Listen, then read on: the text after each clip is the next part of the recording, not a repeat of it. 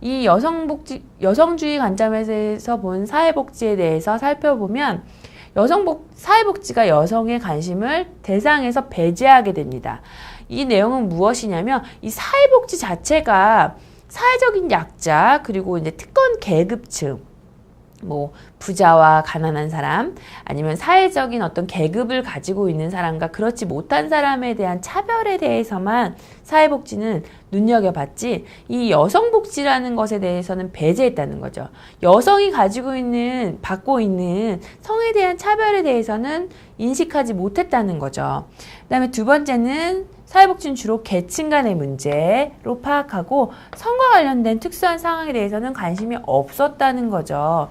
그래서 같은 이야기지만 살펴보시면 이 사회복지는 여성에 대한 관심을 주기 시작한 것은 오래되지 않았다 이렇게 보시면 됩니다. 여성운동, 해방 이후 여성운동이 시작되면서부터 사회복지가 여성복지에 관심을 갖게 됐고요.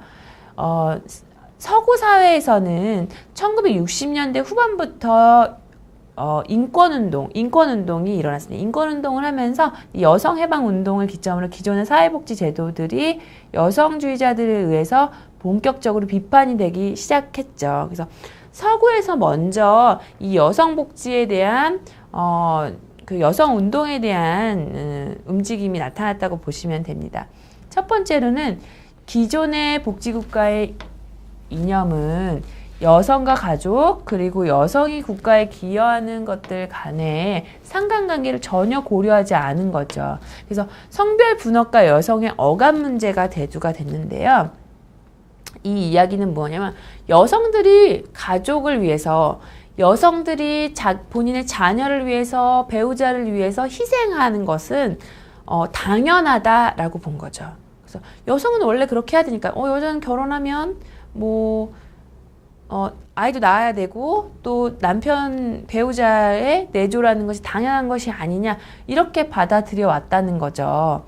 두 번째로는 사회복지는 암묵적으로 말하지 않아도 성차별을 더욱 부추기는 기제로서 역할을 한 거죠. 이 얘기는 무엇이냐면 이 사회복지라는 것이 그 사회적 약자의 여성을 아예 자체에 생각하지 않았다는 거죠. 염두에 두지 않았고 계층에 대해서만 경제적으로 어렵거나 아니면 또 차별을 받는 대상층만 주로 보았다는 거죠.